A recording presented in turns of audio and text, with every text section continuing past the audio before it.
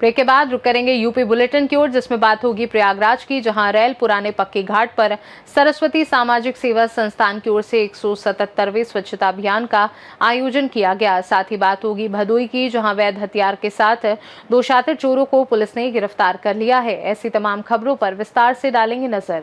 प्रयागराज के अरेल पुराने पक्के घाट पर सरस्वती सामाजिक सेवा संस्थान द्वारा 177वें स्वच्छता अभियान का आयोजन किया गया। धीरज यादव के नेतृत्व में स्वयंसेवकों ने घाट की सफाई कर लोगों को स्वच्छता का संदेश दिया।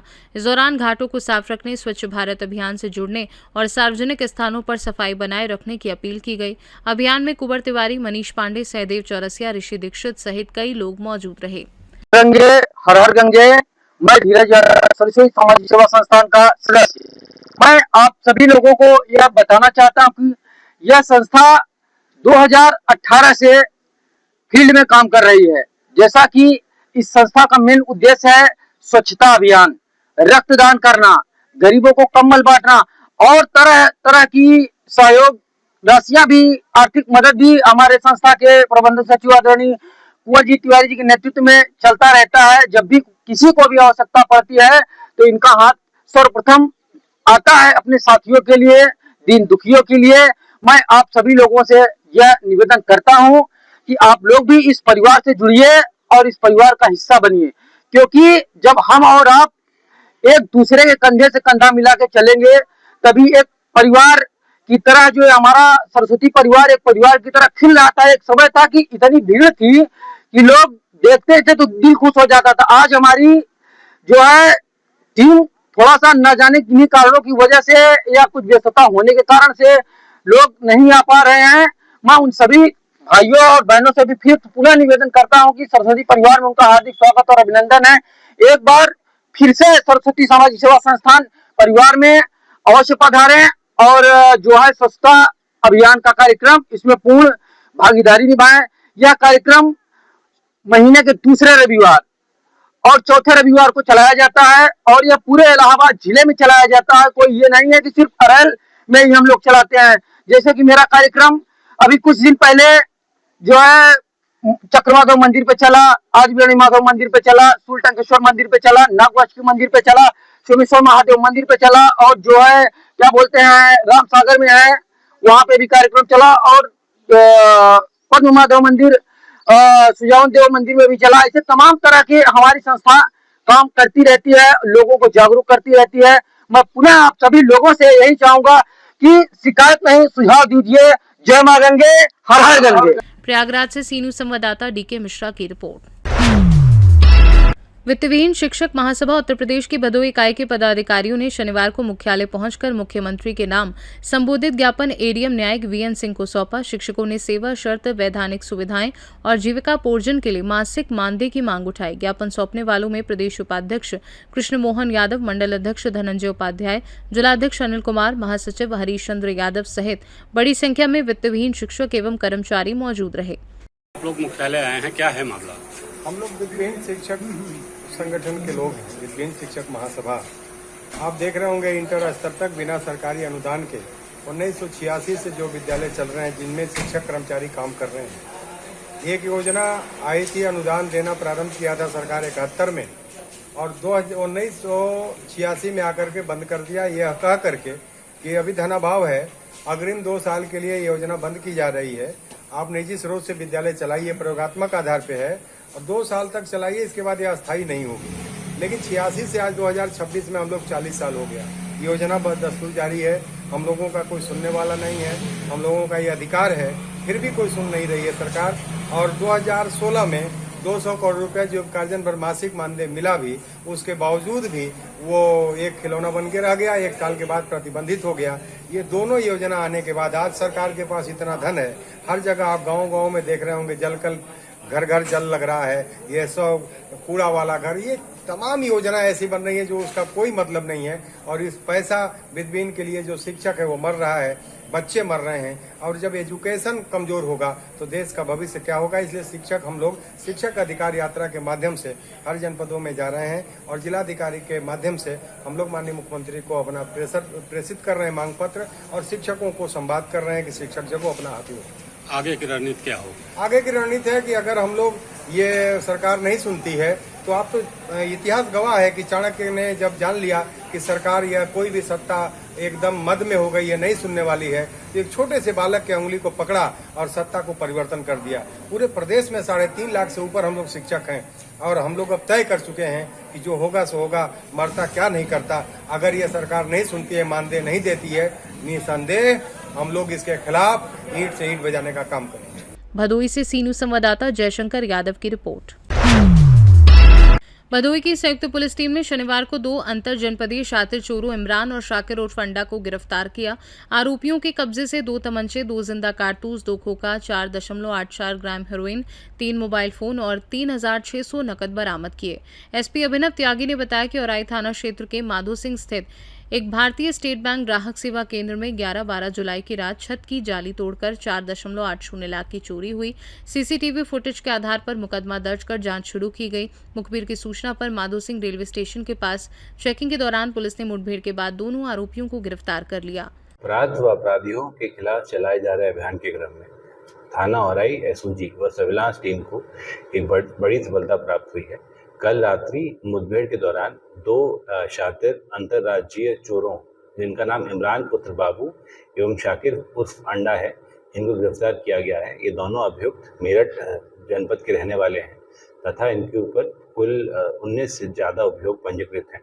इनके पास से 2 अवैध तमंचे, 2 फायरशुदा खोखे, 2 जिंदा कारतूस, करीब 5 ग्राम हीरोइन एवं चोरी का माल बरामद हुआ है। पूछताछ में इन्होंने अभी तक औराई में हुई सीएससी में जो चोरी हुई थी वो मानी है।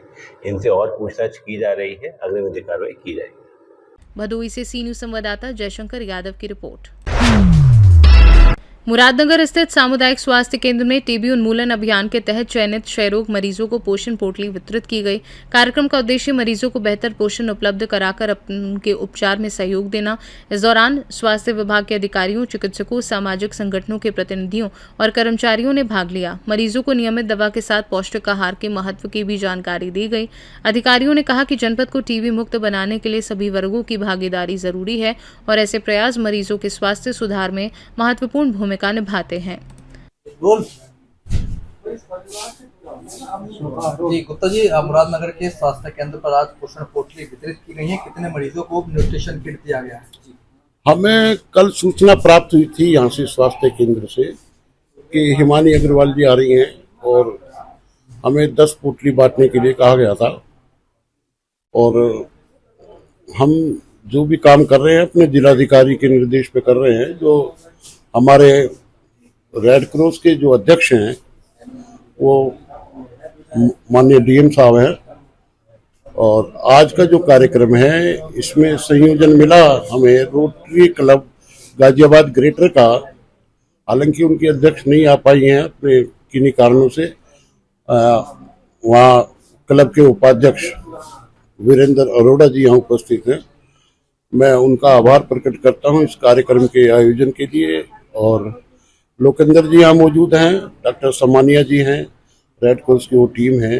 मैं सभी का आभार प्रकट करता हूँ। हमारा केवल उद्देश्य यही है कि जो टीबी मुक्त अभियान है ये गांव देहात तक गाजियाबाद के जनपद को बिल्कुल टीबी मुक्त करने के लिए है। हमारा जो मकसद है कोई अवार्ड लेने का या कोई और काम करने का नहीं है। हम जमीन से जुड़े लोग हैं। हम अपनी हैसियत को, अपनी कैफियत को हम पहचानते हैं। हमारा तो केवल यही मकसद है कि भाई हमारी आत्मा का परमात्मा से मिलन हो जाए। हम इतनी सेवा करें अपने जनपद की, क्योंकि हमें कोई पद नहीं मिलना और हम इसीलिए हम संघर्ष कर रहे हैं। इसीलिए हम भागे भागे हम फिरते हैं। कल भी हमने बहुत बड़ा कार्यक्रम आयोजित किया है। हमने संजय नगर अस्पताल में 200 महिलाओं को हमने पोषण सामग्री हमने दी है जो पेट से थी महिलाएं। और अगले 1 तारीख को हमारी फिर योजना है, वो देखते हैं वो कौन से अस्पताल में बनेगी और हम इसी तरह से काम करते रहेंगे। और कोई गाजियाबाद से सीनू संवाददाता प्रवीण की रिपोर्ट। कारगिल विजय दिवस के अवसर पर अखिल भारतीय पूर्व सैनिक संगठन जौनपुर की ओर से कारगिल युद्ध के शहीद जवानों को श्रद्धांजलि अर्पित की गई। कार्यक्रम में बड़ी संख्या में पूर्व सैनिकों, गणमान्य नागरिकों और लोगों ने शामिल होकर वीर शहीदों को नमन किया। इस दौरान द्वितीय विश्व युद्ध में शहीद हुए जवानों के परिजनों को भी सम्मानित किया गया। अपने प्रियजनों को याद कर कई परिवार भावुक हो गए। कार्यक्रम में शहीदों के बलिदान को याद करते हुए उनके योगदान को सम्मान पूर्वक स्मरण किया गया। ये बड़े सौभाग्य की बात है कि आज ऐसा मौका मिला है और हमारा जनपद, आप लोगों को जान के खुशी होगी कि हमारा जनपद ही आज 4 साल से लगातार इस कारगिल दिवस का प्रोग्राम करता आया, उनको श्रद्धांजलि देता आया है। हम जो श्रद्धांजलि का अर्थ समझते हैं, हर उन नौजवान, हर उन नागरिकों से ये अनुरोध करते हैं कि आप देश के प्रति वफादार रहें, देश के प्रति आप जागरूक रहें और देश के लिए कुछ करने का जज्बा रखें। यही सच्ची श्रद्धांजलि होगी आपको शहीदों के। जौनपुर से सी न्यूज संवाददाता शशिकांत मौर्य की रिपोर्ट। नीट पेपर लीक मामले और प्रदर्शनकारी छात्रों पर कथित लाठीचार्ज के विरोध में भारतीय सोशलिस्ट मंच के पदाधिकारियों ने राष्ट्रपति के नाम संबोधित ज्ञापन उपजिलाधिकारी मेहरूनी को सौंपा। संगठन ने मामले की निष्पक्ष जांच, दोषियों पर कड़ी कार्यवाही और छात्रों के भविष्य की सुरक्षा सुनिश्चित करने की मांग की। ज्ञापन में नई दिल्ली में प्रदर्शन कर रहे छात्रों पर किसी भी प्रकार की कानूनी कार्यवाही न करने और उन्हें न्याय दिलाने की भी मांग उठाई। इस दौरान समाजसेवी नथुराम पाल, महामंत्री थावन लाल, नगर सचिव पिंटू लाल, नगर अध्यक्ष हरि सिंह, तहसील अध्यक्ष राकेश पाल, नगर उपाध्यक्ष दीप सेन सहित भारतीय सोशलिस्ट मंच के कई पदाधिकारी और कार्यकर्ता मौजूद रहे। क्या नाम है आपका? नाथुराम पाल, समाज सेवी। कौन सी संस्था से जुड़े हुए हैं आप? भारतीय सोशलिस्ट मंच। अच्छा, इसमें कौन से पद पे हैं आप? जिलाध्यक्ष हैं। अच्छा, किस संदर्भ में अभी उप जिलाधिकारी को ज्ञापन दिया आप? ज्ञापन इसमें छात्र छात्राओं पे जो दिल्ली में लाठीचार्ज हुए, अपने मौलिक अधिकार छात्र छात्राएं मांग रहे थे, जे पेपर लीक हो रहे थे, उनके बारे में हमारे छात्र छात्राएं, भारत के नागरिकों ने और छात्र छात्राओं ने अपने मौलिक अधिकार की मांग की। इस सरकार ने उन पर लाठी बरसाई और न्याय हित की मांग को दबोचने की कोशिश की। तो क्या मांग है आपकी? हमारी मांग यही है कि उन्हें न्याय मिलना चाहिए, छात्र छात्राओं को, उनके ऊपर कोई कानूनी कार्रवाई नहीं होना चाहिए और जो प्रधान हैं, शिक्षा विभाग का जो प्रधान है, उनका इस्तीफा होना चाहिए। बहुत बहुत। ललितपुर से सी न्यूज संवाददाता राकेश कुमार वैद की रिपोर्ट। यूपी बुलेटिन में फिलहाल के लिए इतना ही। देश दुनिया की बाकी खबरों को जानने के लिए देखते रहिए सी न्यूज भारत।